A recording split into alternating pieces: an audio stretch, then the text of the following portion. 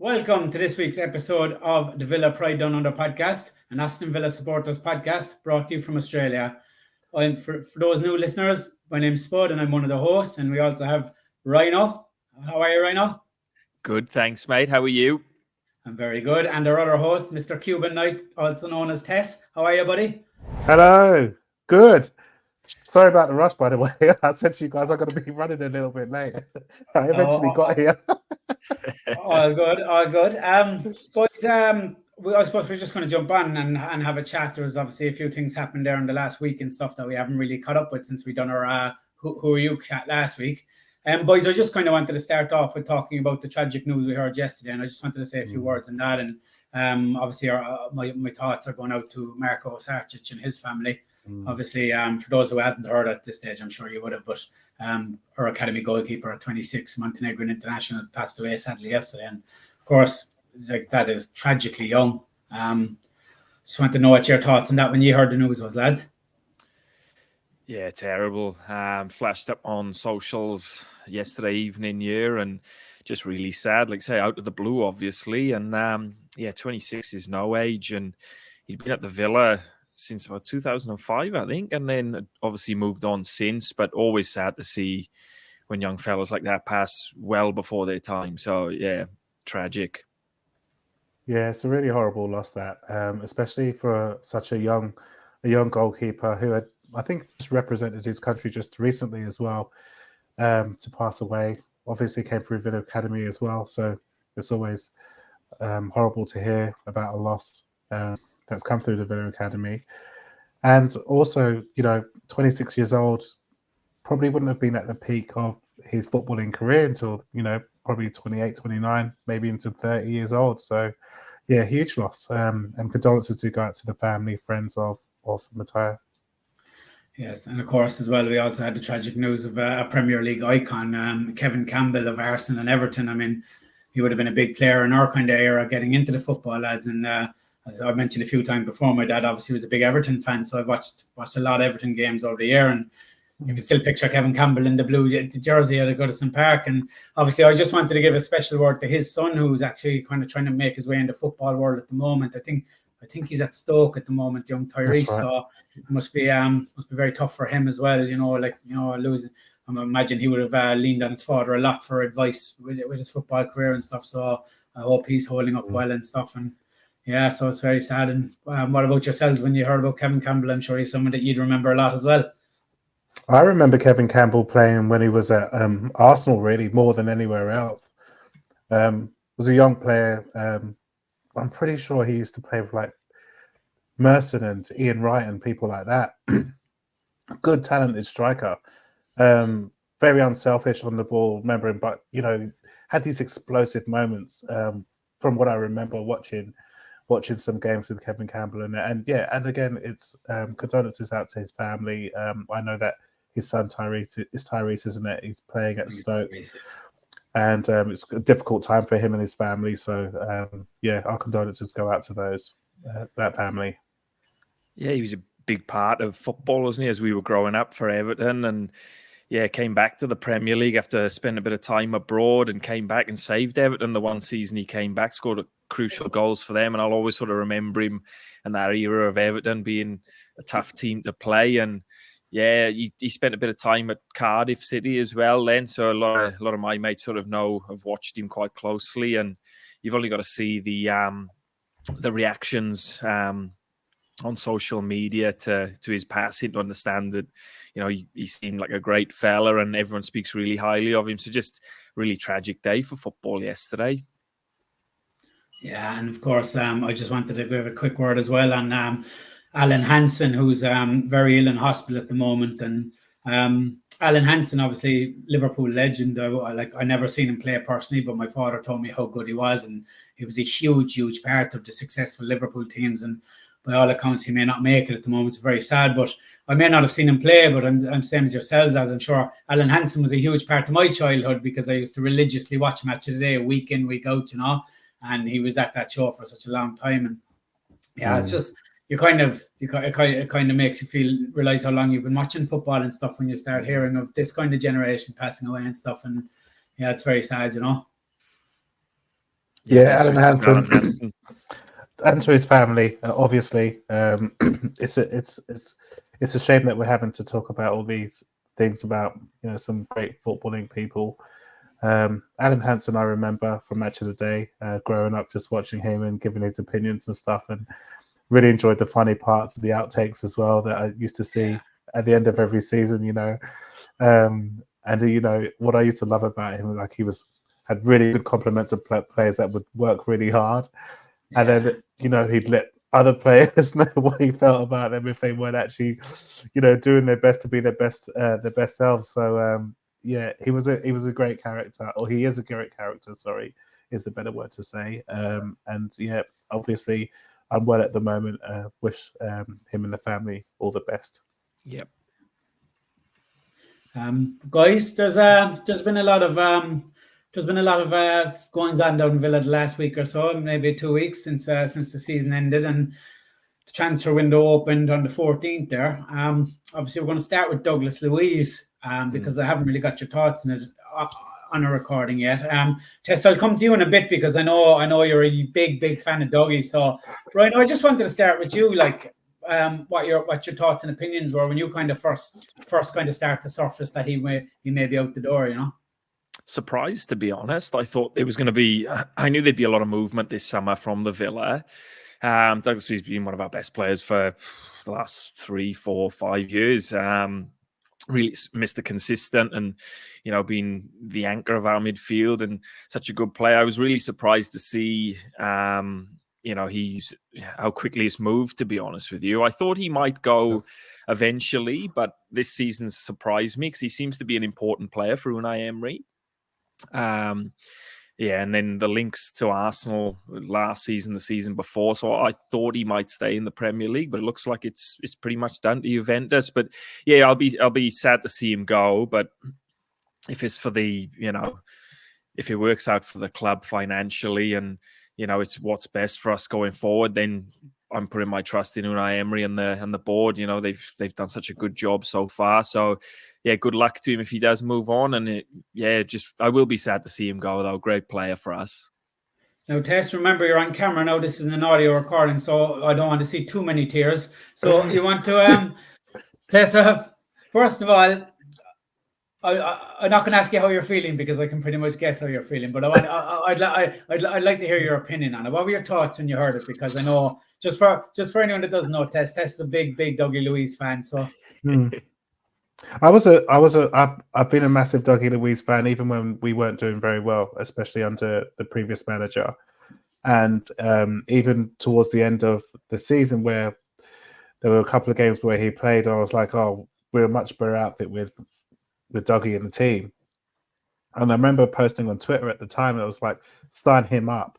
And then a couple of days later, it was like he'd signed a new contract and wasn't going to Arsenal. And I was like, they listened to my tweet. So, and I was really excited about it because I think he's a really talented footballer. Some of the stuff that I see him do on the pitch was extraordinary from where we came from, to be honest. As soon as the new manager came in, you start to see the best of Douglas Luiz. You start to see him playing in his position a lot more. He was attacking. He was assisting. He was getting that final ball through to the attacking players, and that's what we needed. We need somebody who could do all of that. And in my opinion, he was doing all of that despite times where he was playing out of position, playing more as a defensive midfielder because where needs must and all that sort of thing.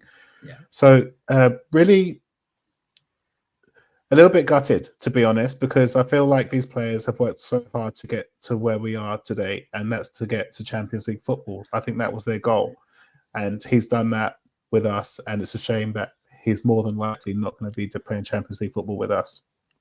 I thought you might have been in a funeral suit, Tess, and in mourning. No, I was surprised actually when you didn't have the black tie on, mate. Oh, I'm still trying to digest that he's leaving. However, I have to, as you said, Rhino, I have to believe in what Unai is doing, and of course, which we'll probably discuss today, is the financial fair play and all this sort of stuff the responsibility of money, blah, blah, blah, blah, blah, blah. But yeah, generally a little bit disappointed. But this is what happens when you're at a football club that's starting to make waves, a football club that's starting to progress and go places, continuous development, all these sorts of things. So yes, horrible for me, but I'd imagine that we're going from strength to strength in other areas. Do we think that it's the club pushing it or it's Louise Camp pushing it? What's your hunch? What are you thinking? I think it's. I thought Louise at the start. I thought maybe he's angling for the move. He's been at Villa a while now, and there's always been the links to Arsenal. And I sort of have thought that he would push for a move eventually. So I'm thinking maybe it's probably more started from his side, and the club are seeing it from the point of view that money coming in obviously helps us from a financial fair play point of view. But I think probably from the Dougie side is where it started for me. Yeah, do you think I don't know that, whether. I don't know whether it's the Dougie camp or not. I think also Villa will be looking at it and saying, well, he's one of our highest assets that we've got at the moment, and probably where we'll benefit financially most as well. And if the figures are anywhere similar, they're talking about 65 million for Dougie to bring 2 players in plus 20 million sounds like could be good business, depending on. I've never seen Weston McKennie play football before. Also, the other player that they're planning to bring in, I haven't seen any of them play, so I don't know much about them, to be honest. But if Unai thinks or Munchie thinks it's a good deal to have, and to balance the books, etc., then yeah, I'd imagine I'm all for it. I'm not surprised that Dougie's leaving. I'm gutted, but I'm not surprised. I mean, I thought maybe he'd probably see his stock as high at the moment, and now's his time to go for a move, But I am surprised that it's Juventus, though. I didn't think it'd be the Italian league. Now, I know Chris Heck said a while back that, well, the days are gone that Villa are going to be selling their players to their rivals in the top 6. So maybe did he ask for a move and they said you can have your move, but you're not going to a rival? We don't know. But the general feeling is, and obviously this is just speculation, but a lot of people are saying that there was a contract on the table and Douglas Luiz hasn't signed it. And the club have decided, well, you're into the last 2 years of contract. If you're not going to sign a new contract, we've got to shift you on now.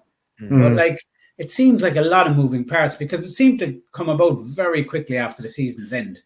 Yeah, it did. It did. It came out of nowhere. But I think you're right, though. And I remember reading that the club has sort of put a stance on that they're not going to let players run contracts down, and they would rather sell them for a fee before it gets to the final year and they walk for nothing, which, the way the football's going now with finances and such is the way it's got to be, isn't it? You've got to get something back for your assets. You can't just let them walk out the door for nothing. It did come about very quickly, though. So I don't know. We'll see. But 2 players coming in the other direction. What's your thoughts on McKennie and Illing Jr., fellas? Any thoughts on there? My overriding feeling first to begin with, and just on Louise there, a lot of people are saying, I didn't play very well towards the end of the season. But I'm absolutely adamant Kamara getting injured affected Louise more than affected anyone else in the team. And everyone's saying, oh, but you can't rely on one player. Oh, he's no good if one player goes out and his performance level drops. But that's not understanding the situation. Dougie Luiz never had a specific position of Villa. He tried as a 6 under Dean Smith. Maybe Dean Smith wasn't tactically astute enough to get it out of it. Wasn't his best position. We know Gerrard wasn't tactically astute enough, right? Kamara comes in. He gets to play, but still playing in a kind of a 6'8" kind of, but getting the freedom to get forward. Got 10 goals, 10 assists this season. Suddenly Kamara gets injured. A man who can take the ball off the back line, a man who can cover so much space, can take the ball inside areas. Emery can comfortably tell Luiz, you go join the attack when you can. Kamara will cover the back 4, you get forward. Suddenly Kamara gets injured. We don't have a direct. Then Dunker's gone out on loan. Tim's not really up to it at the time, and maybe he will be, but at the moment he's not, So you're left with your only option then is to bring Luiz back then. So Luiz starts playing 10 yards further deep. He's getting under wicked pressure because the lads he's putting in there have had a lot of minutes in their legs. None of them are a natural partner next to him. They're all better further forward. I thought he'd done a good old job. And so I think fans would want to some of the fans want to remember how good Luiz was when he had Kamara there. And it's not that Kamara made him a better player. They were just such a good pairing that they complemented each other so well. So you then kind of think like that deal came across so fast.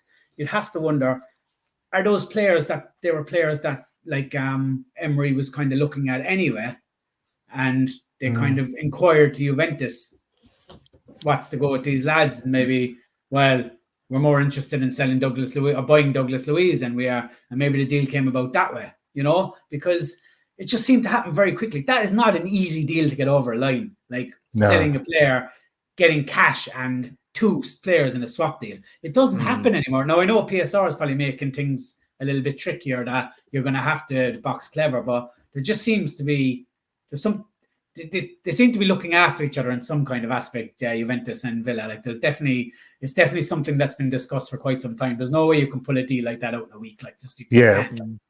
There's so much moving parts. They were, and just to that point, sorry, before we start talking about Illing Jr. and as Ryan asked the question there, I did read a lot of comments about how some of the players had packed it in towards the end of the season, and I don't agree with it. I think the players were literally fighting on their last legs. The reason why is because Emery didn't talk about in any press conference about the injuries. You'd hear other managers complaining about how many injuries they've had all season as to why they weren't doing good. When we had injury issues, Emery didn't talk about the issues about the injuries that we had. He just spoke about the players that we had at the time. These players were running on fumes at the end of the season, and they still managed to get across the line, and we're playing Champions League next season. I think that's what some people actually really need to remember. Those players were tired, man. You could see it. They were knackered. And when it was confirmed that we had Champions League football last game of the season, those players like, I don't want to get injured now. We've got international football in a couple of weeks. I want to have a break, go play international football. The last game didn't matter, but I disagree highly on some of the comments that I've read that the players just weren't up for it. Couldn't be further from the truth, I think. Yeah, I think it's a lazy comment to make, really, isn't it? Like, I mean, I think Villa are the only team in the top flight that have had four players play over 4,000 minutes this season. That's a lot of minutes to be getting into your leg. And we were out of the 2 cups early, so the games we were playing were pretty high level games, like the knockout phases of the Europa Conference and the Premier League changing top 4. So I think to say the players gave up, it's just silly. It's a silly thing to say. Yeah, and like Tess is saying, we were thin on the ground. You only had to look at our bench in some of those games where a lot of the youngsters were on there.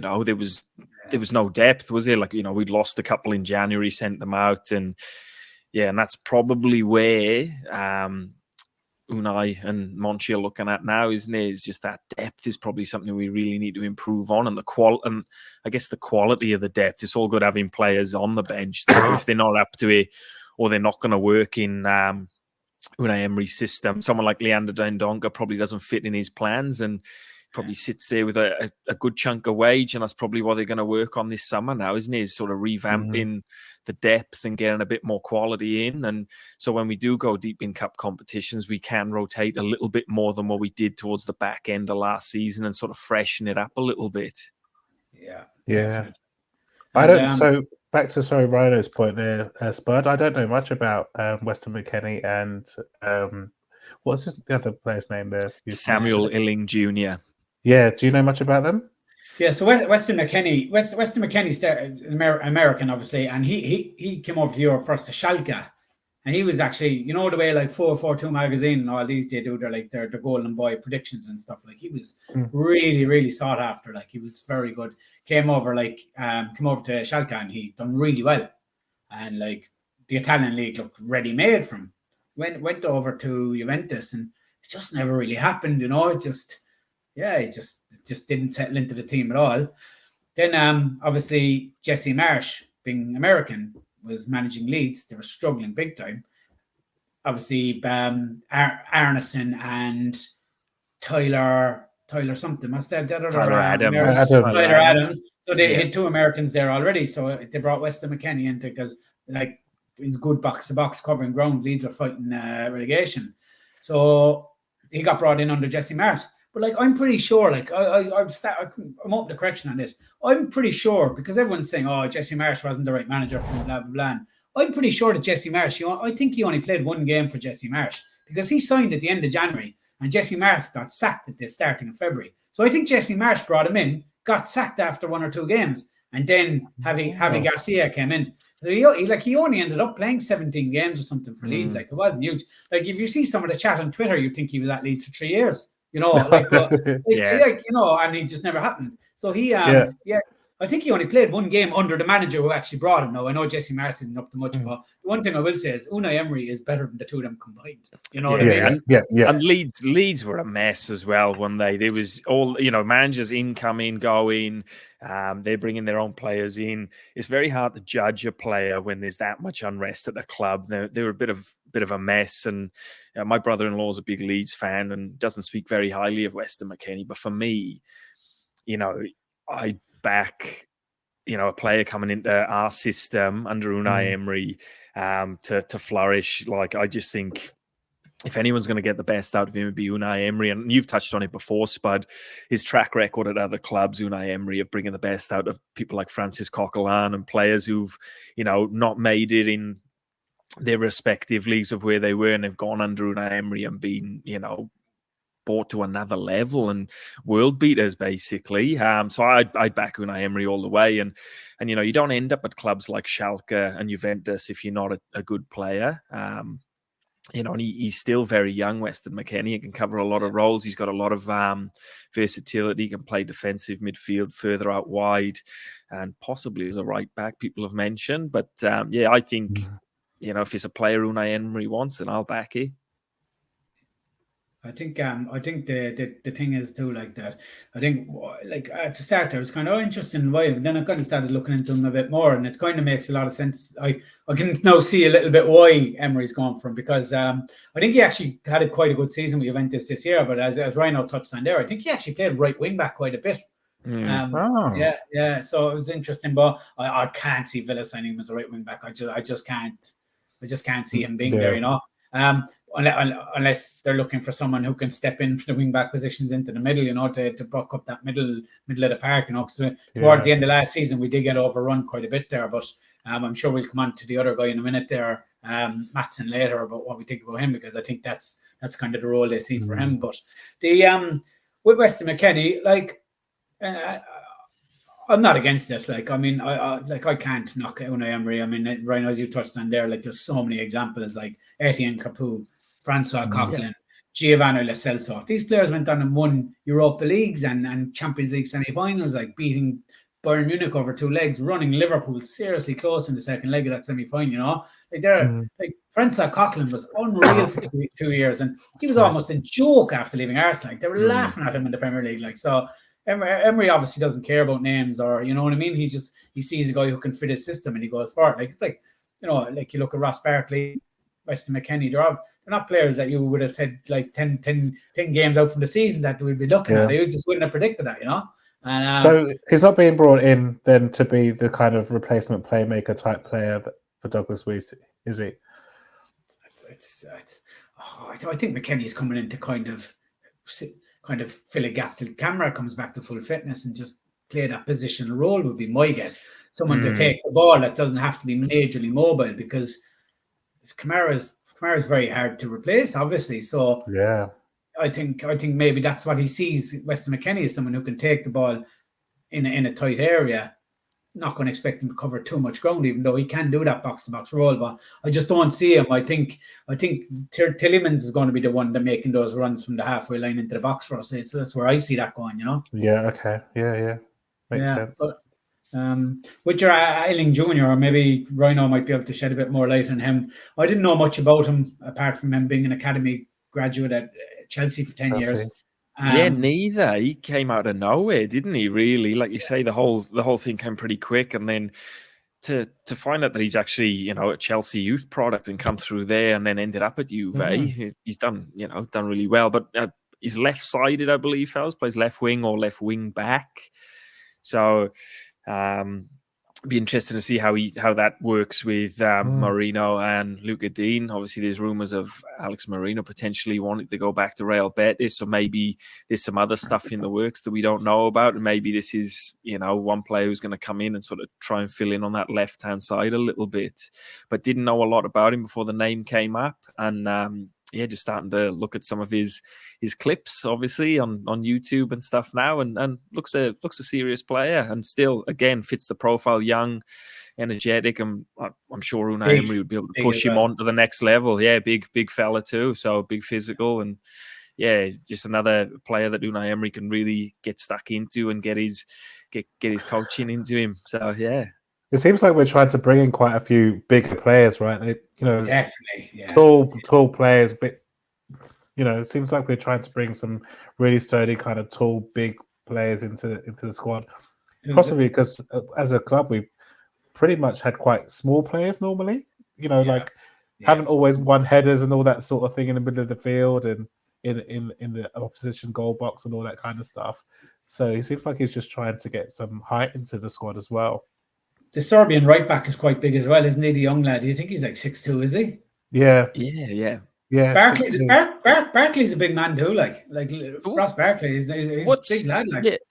Just on Barkley, we sort of brushed over him a little bit there. What's your thoughts on that one, fellas? Give us a rundown. What you think on that? Originally, when I first seen the link and it was coming through, I thought, this is very clever. Like, there's a guy, he's going to come in, he's going to give Dougie Louise 10 or 11 games less this season, keeps Dougie fit for the bigger games, give the other lads a rest here and there. They're very clever. And then 3 days later, here, Dougie's gone as well. I was like, look, for 5 million, I think it's a no-brainer, really. I mean, the demand, it's just, my worry for Barkley is that he hasn't had a great look at Villa, let's be honest, and you can just see him getting injured early in Villa Park, and that's it. The fans are just turning, it's same old Barkley. And I hope it doesn't happen to him because he's had a good run at Luton now, where he's played 32 games this season, which is plenty of games in a season. He's high ratings in a lot of those games. Very good at taking the ball in the centre of the pitch, and people forget he was very good for Villa there to start, and then he got his injuries, and he's never recovered. And I think he might have even had a falling out with Dean Smith at some point. It kind of looked to me, when he was sitting on the sideline against Southampton, throwing his shit pans at the ground and stuff. So it just didn't work for him. But Emery obviously likes him, and I think it's a very similar kind of signing that Emery said he had when he signed Morgan Rogers, where he was doing his prep work on the FA Cup and Middlesbrough, and he was just so taken by Rogers, he wanted to sign him. And I'm guessing that's probably where the Barkley signing would have came from as well, where he would have been looking at the stats and stuff. But let's see. I'm not against it. For 5 million, it's well worth it. What do you reckon, Tess? What do you think? I think Ross Barkley's an experienced player now, and he's had quite a few seasons of bad luck, if you like. I don't know if it's bad luck or just not quite being on his game. I don't know whether it was just because of injuries or mentality or anything like that, but he's an experienced player. He's played at Luton, had a good full season. I think he was trying to aim to see if he could even be picked for England for the Euros. And I noticed it seemed like he was playing more of a deeper role to me at Luton than when he played at Villa. At Villa, he kind of played more as one of the attacking players, but for Luton, he seemed like he was playing more sort of dropped into the midfield there, and he's got good passing range, good passing ability. He's intelligent. I think it's because he's older now. He's got that experience where Emery's saying, well, he could come in and do a job. He wants to play in the Premier League. He might know that he's not going to play every single game, but he's going to get a lot of game time because Villa will have a lot of games next season. So for me, 5 million, experienced player of the Premier League, happy days. Champions League experience as well, of course. Yeah. I think there's some unfinished business there for him as well, isn't there? Like we said, he's been at Villa before, probably didn't go the way he wanted it to. So there's a bit of motivation for him to come back. I don't think it's signed yet officially, but if he does come back, there's motivation there to really get stuck in, isn't there? And really put his best foot forward for Villa. So I agree with you boys. 5 million for I think he's 29, 30, so he's still got a few years left in him, and he's an England international with bags of experience, which we need that squad depth next year. Didn't he play for us? Last chance. What did he play for us when? There was no COVID, there was no fans. Yeah, there was no fans in the stadium and all that. I mean, just imagine he's at Villa Park and Villa Park's rocking like all those other players did. I'm telling you, like he'll want to like pull all his tricks out of the bag and show all of his experience. Yeah. And if the managers coach him to play in a certain position and he follows the manager's instructions, there's no doubt that he could be like a bargain of the season. Let's hope he gives us the first 4 games this time that he did the last time, which was that run where we won the first 4 games. Remember, we beat Liverpool 7-2, we beat Leicester, we beat Southampton. So if he gives us that again, but as I said, I've no question over his ability, his positional sense. All that. I worry more for him than anything that he gets an early injury, because I think the Villa fans could turn very quickly if he does. Yeah. And I hope that's not the case, because any player can pick up a little niggle at any point of the season. You know what I mean? So I just hope he gets a fair crack at the whip this time to show what he can do. And look, if it doesn't work out, it doesn't work out. I hope it just doesn't come down to the fact that he didn't play enough through injuries, because that'd be pretty disappointing for everyone. Right, guys, the next one we touched off there a while ago. Big rumours, and I'm very excited about this one myself. Ian Maatsen, Chelsea player on loan at Borussia Dortmund last season. Funny enough that Maurizio Pochettino said he let him go on loan because he didn't feel he was mature enough. Yet he had 6 players fighting over a penalty. So while the other guy was playing in Champions League finals, so I think it maybe one he might have got wrong there himself. But look, I've watched him for quite a bit, because I was fierce interested in Vincent Kompany in the Championship, because I wanted to see what he could do, because he had a big job of changing the style at Burnley. There was a big culture, obviously, after Sean Dyche at Burnley, and I thought Kompany's worked with Pep Guardiola for a long time. So I watched him go to Anderlecht, and what he done at Anderlecht Kompany was very good, I thought. And I thought, obviously it's a big step up. I think it's even a step up from the Belgian Premier to the Championship, to be honest. It's more relentless, the amount of games and stuff. So I wanted to see how Kompany would get on. And Maatsen was one of the lads he brought in on loan from Chelsea. Incredible footballer. Done really well. I know Kompany was mad to sign him for Burnley, but I think Chelsea wanted to kind of send him to a bit of a higher level. The rumour is 35 million. He's a left back. So what's your thoughts on him, boys? Have you seen much of him? Seen a little bit of him, like you say, and I think he's just been called up to the Dutch squad as well for the Euros, so he's just made his way in there. I think for us, it's going to be interesting in the left-back spot. Luca Dean had a great season last season. Alex Moreno sort of fell apart after the injury and wasn't quite the same player. I think it's probably a position we should be looking at, strengthening. Luca Dean's... 20, what was he? Probably 30, 31 now. So, yeah, but Ian Maatsen, though, like you said, been playing at Borussia Dortmund, Champions League final. So, another guy who's probably kicked on, been playing in that top level, and is one that could definitely improve us. Didn't see a lot of him at Borussia Dortmund, but saw a bit of him at Burnley and was, really impressed. So, he's had a good grounding now, isn't he? Playing under Kompany, and then obviously going to Dortmund. And, yeah, he's... How old is he, Spud? Is he 23, 24? 23, I think. I think he's 23. Yeah, 23 and 5'6" only. So it's interesting that he's a bit different to the profile of the other players we've been looking at. Yeah, and maybe we're going to go, maybe that's looking like we're going to go a bit shorter on the left-hand side and a bit more attacking that side. Maybe Konza stays at right back then and adds a bit of the size, maybe. Or maybe we go 3 at the back for some games and have these, the wing backs playing there. So, yeah, it's going to be interesting. But as far as Maatsen goes, I think it would be a very good signing for us. And I could definitely see Alex Moreno moving or Luca Dean going with these wages. So we're going to need someone there. Tess, what was your thoughts when you heard about Maatsen? So, a little bit excited because I've heard he's a good talent. To be honest, I haven't really watched any of Maatsen play or anything like that. But... I will do so. I'll watch some YouTube clips and see what's happening. Nice. You've definitely seen the best of him on the YouTube clips.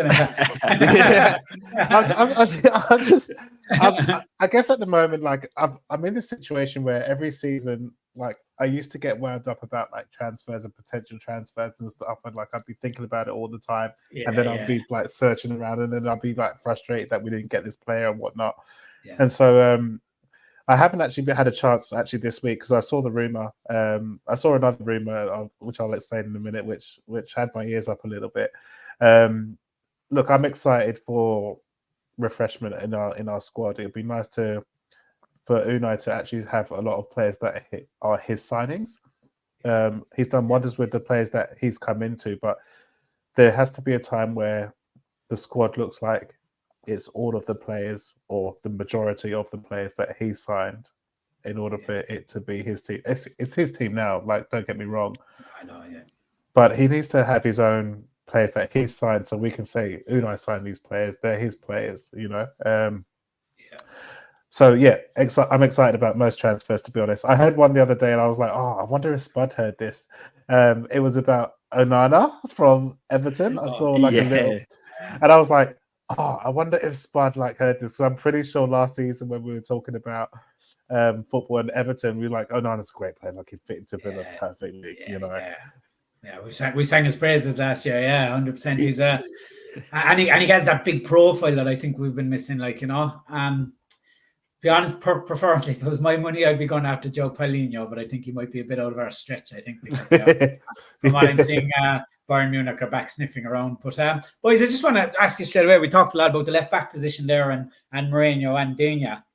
So if you have to get rid of one of them, who would it be and why? Right now, I go you first. I'm going to go Alex Moreno. I just think the way Luka Dean finished the season and his previous experience at the top level, I know his wages will be a massive sticking point, but I just don't think Alex Moreno was the same player after his injury. So I'd be interested to see if he can get back. But if you put me on the spot, mate, like you have, I'm going to go. I'll get rid of Alex Moreno. I'll keep Luka Dean. But I'm not paying his wages, though. How about yourself, Tess? I would like to see Luka Dean stay, to be honest. I know that Moreno had a good season when he did play, but since the injury, he did struggle to come back. And I think it was, I don't know whether it was a situation where he was not being forced, but tried to rush back after that injury because we were quite short. But I think Luka Dean's earned the right to play for us next season if the manager wants to keep him, because he had a really, really good season for us. He didn't quite have the attacking returns that we thought, but he was a good player overall for us this season. He was reliable, if you like. And so I would choose Luka Dean to stay and Alex Moreno to go. Yeah. And a bit of sentiment there because he's helped us get to Champions League, and I think he deserves to play Champions League next season for us. Oh, I agree. If it was down to me as well, I think I'd definitely be looking at Luka Dean. I mean, of course, the finances is obviously going to be a bit different, but like you read a lot of reports at the moment, Moreno's heading back to Betis anyway, and it may not be a factor, but he also got married, so he might be under pressure from the missus to get back to Spain too. You don't know. But I think Luka Dean's deserved another season. If they can work on a deal, maybe he takes a little price cut because he seems to be happy at Villa Park as well. And he's one of the very few players in that squad that have genuine Champions League experience, international experience. He's played in all the big competitions, and I think he's not perfect, but I think he gave us a really good season. I think he gave a better season this season than anybody expected him to give. I think he also embraced supporters in the club, especially over this last season. You know, you see the sort of after clips and the after games and stuff. Like, he seems really engaged with the supporters. He seems really engaged with the club. And so, yeah, it'd be nice for him to be settled and stay another season if that's possible. Or I would like to see it. But if he was to leave, I would be really proud of the way that he played for us. Yeah, unless they get a big deal, like a big price from Saudi that they just can't turn down, then I suppose. No, lads, we've talked a lot about the incomings. We have to talk about an outgoing, a certain Mr. John Duran. So what's our thoughts on this, lads? Because I've had a few mixed emotions over this, but I'm gonna see what your opinion is, and I'm gonna tell you mine on it. So right now, I'll start with you. What's your opinion on John Duran? Me? Or Spud? I mean, or Ryder. Go right. All right, I'll start with Ryder. Look, he's undoubtedly talented. We've seen that in flashes coming off the bench for us. I'd love to be able to keep him, but I just feel like there's something going on there between him and his attitude, Duran's attitude, and the way Unai Emery wants to run the club. It just feels like it's all wrong. It doesn't feel like an Unai Emery player to me. I think he's a very talented boy, but I don't know. I just don't think it's going to work at Villa with the way he is. I think if we can get good money from Chelsea, what do we buy him for? 20 million, I think. And about 15 or 15, rising to 18 or something like that. Yeah. And then obviously the price is, the seeing floated around is about 40 million. So it's a lot of money coming in, but we are short on strikers. Only Ollie Watkins and Duran really. Archer's come back. We'd think he'd go, but for me, it's an attitude thing for me, from what I can see. And whenever he's come on, he's done well, but you can see him when he's coming off the pitch and, he's sort of saying, that's what I can do. And, he obviously wants more minutes. Whether he'll get that at Chelsea, I don't know. They're pretty stacked for strikers and attackers, aren't they? But for me, you can't let one person disrupt and ruin a changing room, can you? And I think that's probably why they're looking to probably move him on. But be sad to see him go. I think he's a real talent, but if he goes out the door, we have to buy another striker. So good money coming in, I think. What about yourself? What's your opinion on it? I actually like Duran as a footballer. From every time I've seen him come on, he does something which is like, we just need a bit of that. We just need a little bit of somebody with an edge. And every time I'm smiling while I say this for those who are listening via Apple Podcasts and Spotify Podcasts, but he has something a little bit different to Ollie. He has that kind of young rawness where he will just if he gets the ball and he's 20 yards in front of goal, you feel like he's just going to take a snapshot and just score a worldie. And when he does score for Villa, he scores pretty much worldies. They're all good goals, My problem with John Duran is that his heart is not at Villa. So we did this really massive welcome for him when he came. We got Juan Pablo Angel to do this big video welcome to Aston Villa. And, if you work hard for the Villa supporters, they'll back you, which I think Villa supporters did do this season. He's a player that thinks he should be starting every single game. Now, he came from MLS to the Premier League, and I don't think if you come from MLS to the Premier League that you can say that you're ready to start in the Premier League every single game over somebody like Ollie Watkins, who has done it at every single level in his career. He's played championship level, which I still think championship level is still probably a bit above MLS, to be honest. I agree with that, yeah. And I just feel like there was never a chance of him starting over Ollie Watkins game after game after game, unless Ollie was injured. Yeah.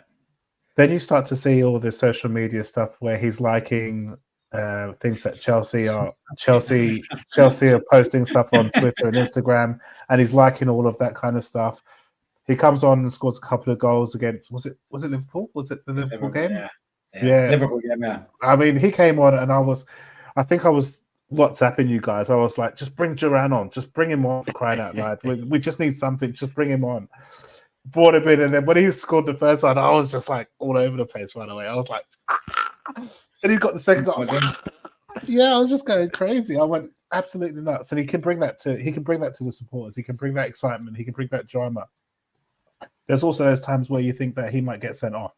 So, my opinion, my overall opinion, sorry because I've made that a long spiel. Oh, all right. Is that if we can get 45 to 50 million for him, I think we should sell him, but also have some add-ons in case he plays more international football and Chelsea get into Europe next season, all these sorts of things, because then the value goes up a lot. And I think we should let him go. We would need to find another striker, and perhaps we can find a striker as a backup to Ollie, who might be a little bit older than someone like John Duran, but who's got experience of scoring a high level of goals, whether that be in somewhere like the Championship or somewhere in France or in Italy. Somebody who's a goal scorer that can play backup, who's got a bit of experience that Emery can work with, who who is, in my opinion, a little bit more professional. And so that's I feel sell would be a really good idea at the moment. His heart's not at Villa. His heart's elsewhere. He wants to be, I don't know whether it's him or his agents or whatever it is, but he doesn't want to be at Villa. He wants to be somewhere else. And if you don't want to be with us, then let's get some money for him and let him go to where he wants to be. Yeah, it's tricky because like I was at the Liverpool game, and it's funny how Emery kind of deals with him. Like, so like you're 3-1 down. We might have been. It might have been just after half time. Gerald Quansah scored to make it 3-1 straight after half time to Liverpool, and Emery sent John Duran to warm up, and like. It got onto like the bit later and you can see Gerard, he's itching to get on this pitch, like, you know what I mean? He's like up and down a line, keeps going back by Emery, you know, and Emery's ignoring him, like, you know.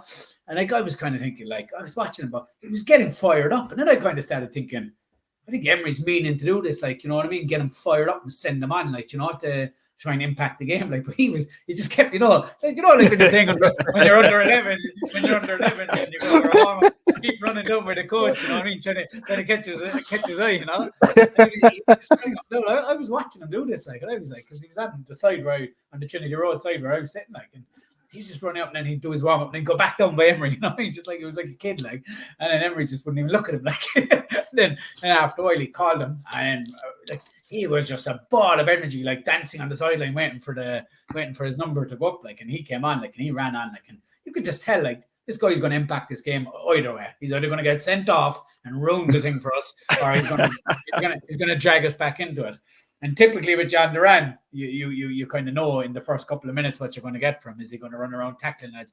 The one thing I will say for Duran is he never doesn't give effort. Like every time he comes onto the pitch, he's on to try and do something, you know. So like he's raw, so it's not always the right thing, you know, flying into tackles and stuff. But he came on, he impacted that game, and as soon as he came onto the pitch, Diaby just instantly gave him the ball, like, you know what I mean, give him the first touch to get him comfortable in the game.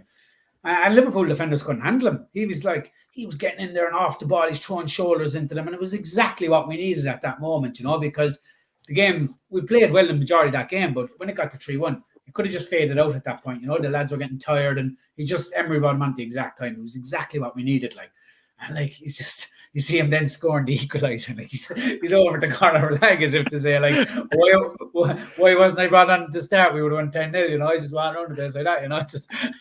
He's mad, like, but like he's super talented. And I think Ryan, Tess, you touched off it a while ago. And I just hope he wants to go to Chelsea. I hope he's just not being misguided badly by a bunch of vultures who are just telling him Chelsea are in his ear, we'll give him this, we'll give him that, and they're just seeing dollar signs, you know. I hope that's not the case. I hope it's the right move in his head, because sometimes, like, you don't know, agents could be saying this is your one big chance for a big club, you know, Chelsea, your wages, you know, and Chelsea are the ones paying money at the moment, you know what I mean? So I think for Villa, unfortunately, it's a no-brainer. I don't think we can turn down an offer like that for someone who could turn out to be brilliant, you know. I just don't think we can sit on a passenger for that long, and he's obviously not calm enough to keep on the bench. He's obviously getting disruptive, you know. You only see John McGinn's interview after the Liverpool game that John McGinn did. John McGinn's a good captain, man. He never says anything bad about any of his teammates, you know what I mean? He defends them to a hilt, and he's like, you know, he's as tough to play with as he is to play against.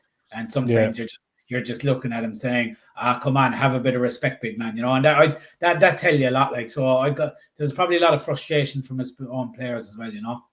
They probably go out with a game plan, and he just goes off and does his own thing. So during that game, Emery was screaming at him position-wise as well. There was even though he's got the goal, he's screaming at him to organise his position and stuff. So, yeah, look, good luck to him, man. He's a very young player. He's you know, and he's fun. He's fun to watch. He's good to watch. He does give all that energy, and as I say, he gives you something a little bit different to Ollie. Like, he will take that snapshot. You know, he'll crack the shot from like 25 yards, no dramas, and he might even score them as well. So, he's a talent, but I don't think he wants to be at Villa, guys. I think he wants to be elsewhere, and I think if we can get a decent fee for him, then I think we should let him go. Do you think he thinks he's better than what he actually is? Do you think he thinks he's further on down the line than he actually is? Because he made his debut in Colombia at 15, he tore up the MLS. We don't know too what promises he was made for about game time when he came over here. We don't know, So do you think, or do you think he's right? Do you think he's right to go and get first team football for himself? Look, I think he probably could get first team football, but with Ollie Watkins in the team, I think he could get first team football lower down in the league. Maybe there's probably teams below us in the league who probably could take a chance on him and give him some time, but. With the form Ollie Watkins was in 19 league goals, very hard to displace someone who was in that form, isn't it? And I think Ollie Watkins would be doing exactly what Unai Emery wants, very structured, does as he's told and works off the ball as much as what he does with the ball. And I think that's probably where Duran falls down a little bit. But getting back to your question, he probably is a little bit in advance of where he thinks he is, I guess. But like you guys have said, maybe the advice is coming from people around him, bit of external noise, and that's it's not great, is it? It's also a case of maybe Chelsea have just made their mind up for them. If the figures are to be believed, maybe when Chelsea came in with a 40 million bid, maybe they weren't planning to sell him and they just thought, well, we can't turn this down. We're in PSR. You know what I mean? It's a big price for him. He's not worth 40 million. He's not like I know that. You know that. Where does he fit at Chelsea though? They've got that many strikers and forward players. It's quite a strange move from them again, isn't it? You look at their list of players who are, attacking. Nicholas Jackson's been up there, Madueke's up there, Mudrik's and there, and Kunku's been injured. Where does he fit? Carney Chukwuemeka's gone down there and hasn't really played any games at all. So there's, it's not like he's just going to walk into that team, you'd think either, is it? Apparently they had a bid, they went to bid for Benjamin Sesko from RB Leipzig as well, only he turned around and signed a new contract. And then apparently they're after signing some 18-year-old from Brazil for 50 million, some attacking midfielder that's coming in the end of next year. So it's just what... I don't want to turn into a Chelsea chat, but are Chelsea trying to do what Benfica and Porto do, where they're trying to buy the young South Americans, bring them up, and then just sell them at a massive profit? That seems to be where they're kind of heading, But I think John Duran moving probably makes sense for him personally. I think it's the wrong move. There's enough chaos going on at Chelsea. I think you're just going to be throwing petrol on the fire. Yeah, I'd like him. Honestly, I'd like him to stay if he feels like he can do something and stay at Villa and work with Emery and let Emery coach him to be a better player. I would love that. But at the moment, I just don't think his heart is in being at Villa. And I think you should let him go for a decent fee. Yeah, and no, boys, just have a quick chat with you before we wrap up about your thoughts on the PSR situation, because I know for me, I'm a bit fed up with all this talk of PSR, VAR, everything. The lack of football, actually action on the pitch this season in punditry and stuff, it really drove me mad. It's probably the one season I watched the least amount of before and after build up for games that I've ever. I used to glue myself to Sky Sports watching game build ups and stuff, and I just can't do it anymore. I like to watch Jamie Carragher break down Monday Night Football because he does a bit of tactical stuff. Apart from that, all you're talking about is VAR and PSR, and football has become secondary in all this, hasn't it? You need a degree in economics to be a football fan these days. It's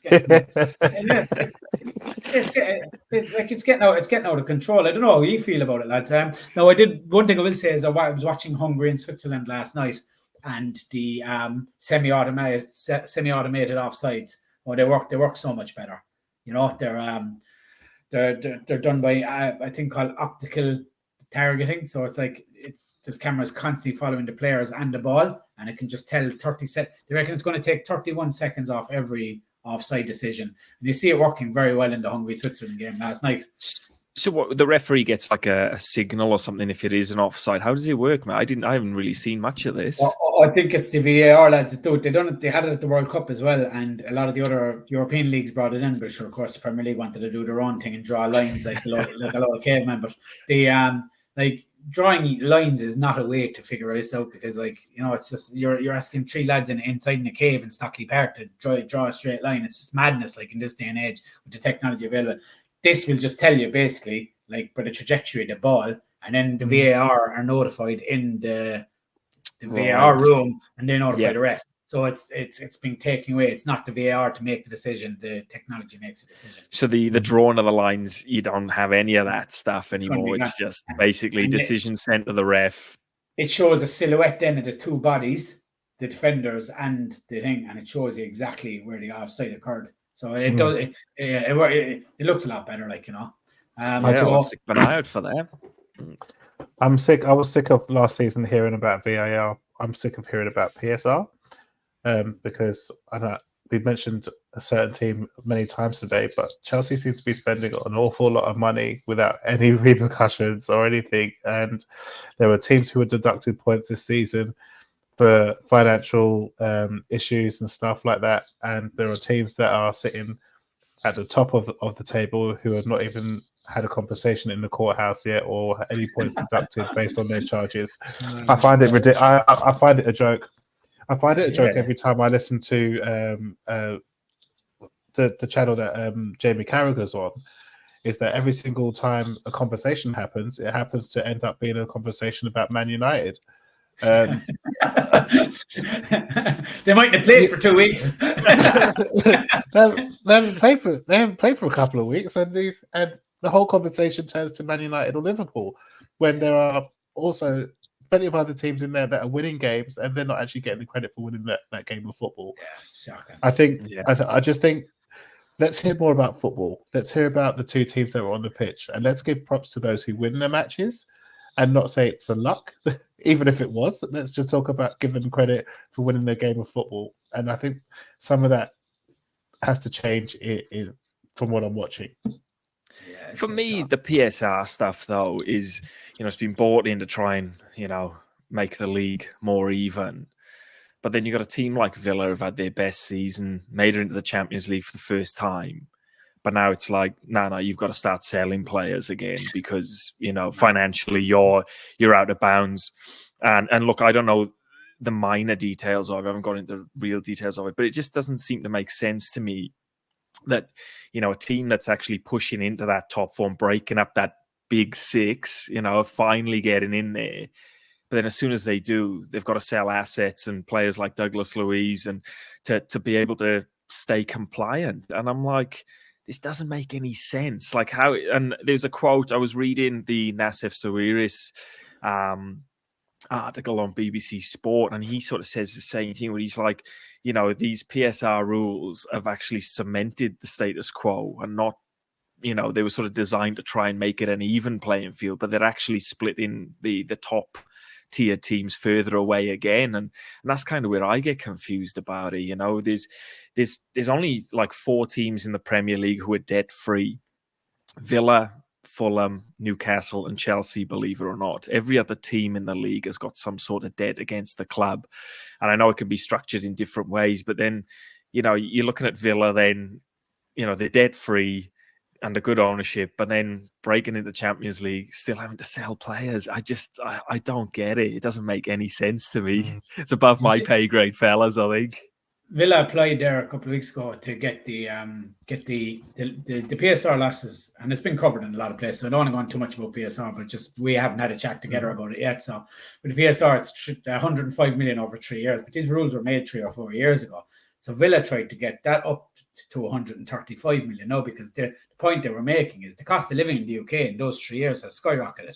The inflation on players' wages, the price of power bills, like in the stadium, and just the cost of running the club. So they worked it out that it's probably about 10 million a year when you factor in the inflation on wages, all the costs that are involved. You have to pay everyone, the kit man. Everything's gone up, like electricity bills and whatnot, and heating, whatever it is. Like, well, the police and the paramedics as well need to be paid. So everything. So Villa had worked out that like they got a few specialists in there worked out that on average with inflation, it's probably gone up about 10 million per year. So Villa put in an application to the Premier League to get this 105 lifted to 135 million, not to try and give them an advantage, but to factor in the inflation in the country. And it got turned down. So, surely they have a genuine case there like that. Like there has to be. The facts and figures are there. The country like is gone up in expenses in this past 3 years. Like so they and it got thrown out. It just doesn't make any sense. And the thing that really annoys me the most about PSR, and this is the last thing I'm saying on about it, is that they have built a system, right? Listen to this. This is a crazy system, right? They have built a system, right, to make clubs more self-sufficient. But the only way that you can be self-sufficient, the best way, is by selling your youth academy products. How is that? That is so counterproductive. Like, how can the one chance a club has of being self-sufficient is by bringing through loads of academy products? Yet the only way the best way to fight PSR is by selling those academy products. It's an oxymoron. It's mental. I just who came up with this? I don't get it. Like, I mean, like, did they not think this? No, and I agree with you because every time I read and hear about it, I get confused. I guess one positive thing to look at a bit about it from Nassif Suarez is that he wants to spend money at this club. He wants to bring in best in class. He wants to bring in players. He wants to build the infrastructure. And that's why he's applying for all this kind of stuff. And that's why he did the interview. I think he also said that he's speaking to representation to discuss how the Premier League is running this sort of thing, if I'm not mistaken. He wants to invest in the club, and that's really good news, I think. Yeah. Especially for us.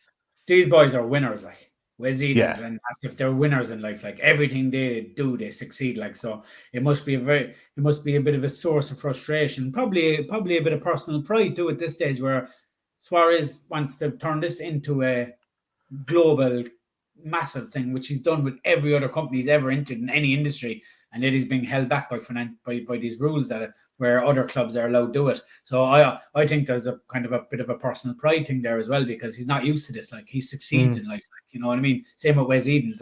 That's why they came together, because everything they've done, like turning, like Wes Edens took the Milwaukee Bucks and he won the NBA. After years, I think they hadn't won it for donkey years. Like, and he gave your man Gianni a massive contract. The whole of the NBA was after him, and so like these boys, they want to win. Like, you know what I mean? They want to win at their projects. Like, so they probably see that looking at Man City and saying, well, they can do it, but we can't. Like, where's the so I think it's a bit of an ego thing as well. Like, where he's like, you know, like I'll win this, like, you know. So and it's brilliant that they're on our side, you know, because they're brilliant owners. Like, they're fantastic owners. You don't hear from them unless you have to. You heard a little statement after Emery was brought in, and a little statement now from Nassif about the PSR rules. You don't hear much from them, and they're the kind of owners you want, you know.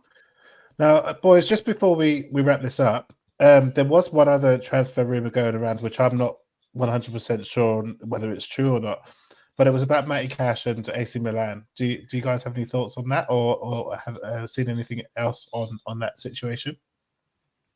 Right. I'd only seen it pop up yesterday, I think, or the day before, the links to AC Milan, I think, was it? Matty Cash, interesting one, whether you'd cash in. So to speak, pardon the pun. Yeah. I think, again, like I think you guys touched on, I think it was Tess, you were saying that when Emery's trying to bring his own players in, isn't he? And he's sort of still got a core or a bunch of players in the squad that he's inherited, and always will have one or two, but maybe Matty Cash is one that he's looking to improve on that right back, that right wing back position. I am weary though. You sell too many players and bring too many in, it can disrupt the flow and the rhythm. So I am a bit weary of that. But again, if the deal is good and if it's what Unai Emery wants, then I'll back it. Would you like him to stay for next season? If we've got an adequate replacement, or if they've got someone lined up to come in who will improve that position, I would sell. I think Matty Cash is a good player, but I think he's at a ceiling of where he's at. And I think going into Champions League, for me, I think we could probably improve that position. Squad player, if he hung around, definitely, but I definitely think a starting right back. I don't think having Konza as right back all the time is going to work for us. I think for certain teams or certain occasions, you can play Ezri Konza there, but I definitely think we need someone who's probably a little bit more polished attacking And in the final third, I think Matty Cash is a great defender, but his final ball and his link-up play further forward probably lets him down a little bit.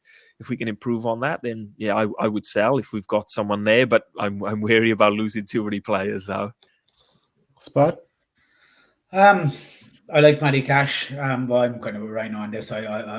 He's not indispensable. Like I think there is guys out there who can play the role better than him. Yeah.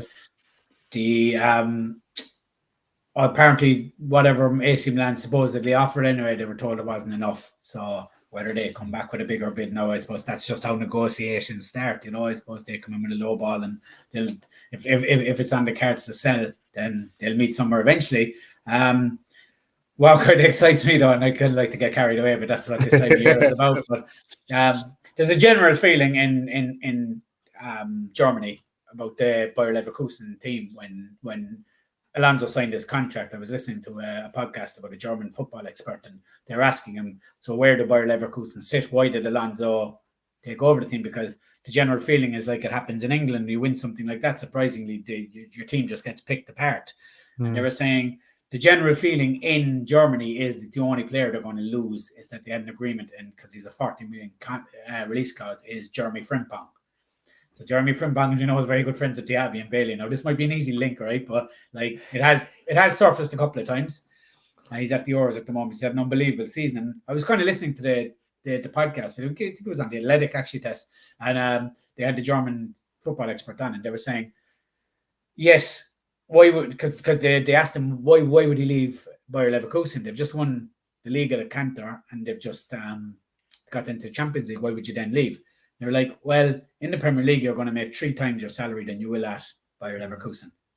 So, yeah, so that's my little hope. If we end up selling Matty Cash and replacing with Jerry Frimpong, I love you, Matty, but I'm sorry, mate, you're out the door if that's the case. But anyway, the one thing I will say though, regards what Ryan was saying and Emery's players, I've said for a long time, lads, just because Emery's getting the best out of these players, it doesn't necessarily mean they're the players he wants.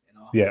That's true. And I'm sure, of course, there's going to be a few. The ones like McGinn, Martinez, Kanza, Watkins. They seem to be sure. If I would have put Louise in that bracket originally, to be honest, personally, so we need to be wrong at that. But there's definitely like you don't know. It's hard to know what he's thinking, like because he's able to get the best out of them, but it doesn't mean that they're the ones he wants. Like I think there's going to be a lot of movement over the next 2 or 3 years.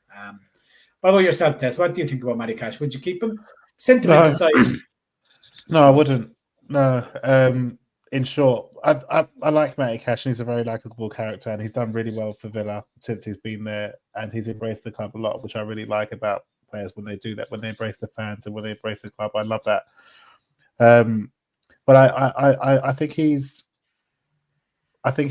met his peak now at Villa. I don't know how much further he can go. He always says how good Emery is and how much he's learned, but I don't know that he can learn much more at the moment by watching. And this is just me watching, and it's only my opinion. It doesn't mean that it's true, but from what I'm seeing, I don't see he can elevate his level any more than he currently has done.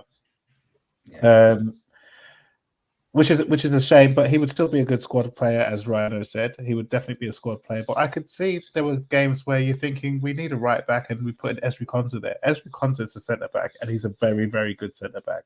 And when he plays at centre back, no one beats him. And then when he was playing at right back, people tend to, people are getting a bit better of him and stuff like that. You're thinking you need a right back there, not Esri Konsa. So I don't think Matty Cash is going to make it to the next level or take his game to another level. That's just my opinion. Is what's going to happen? He's going to prove me wrong, which I'll be happy for. I'm happy to own up to it and say I was wrong. I was wrong about John McGinn when he first got the captaincy, and I own it. But Matt Cash has been a good servant. If we can get some good money for him, then I think it's time to freshen up that side for sure.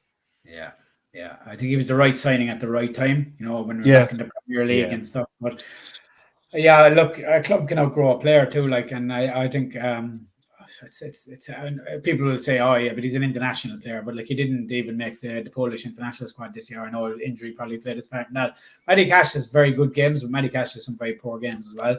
I'd be sad to see him go, but more of a sentimental kind of thing as opposed to actually thinking like he's very replaceable in my opinion. And that's no knocking him because I think Matty Cash will go and have a great career elsewhere. I think he'd be a great signing for another team.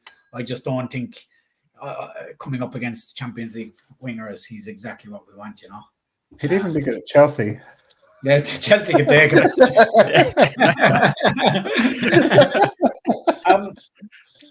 So, guys, we jumped on tonight to have a cover about all the kind of current affairs and catch up on the little bits. And we'll probably have a couple of episodes like this over the summer, and we'll fill in with a few other things here and there. And we have a couple of guests lined up and some giveaways coming up and stuff. But it was good to catch up and kind of hit on a few of the current affair topics, lads, because we hadn't quite done that yet. To our listeners, if you could give a follow, a share, hit the like button, hit the subscribe button. Guys, it costs you nothing, but it really helps the podcast grow. If you can hit the follow on each platform, even if you don't watch it, listen to us on Spotify. If you have a Spotify account, just hit the follow because it just helps us grow, even hitting the like, the more like it gets, helps the algorithms. It just helps all that. So the more we're out there, the more reach to the fans we get. And we're just here to talk football. That's all we want to do, talk Aston Villa. Tess, if they want to find you, where can they find you, Matt?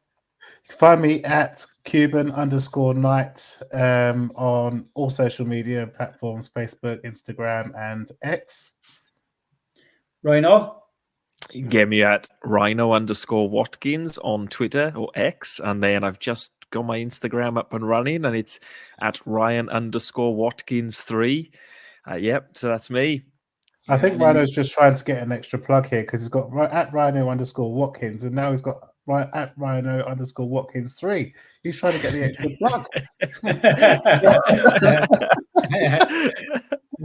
And, if you want to hear me, guys, you can find me at AVFC Spud, capital A, capital S. Also, our own, and do you want to tell the listeners about our own handles, Tess?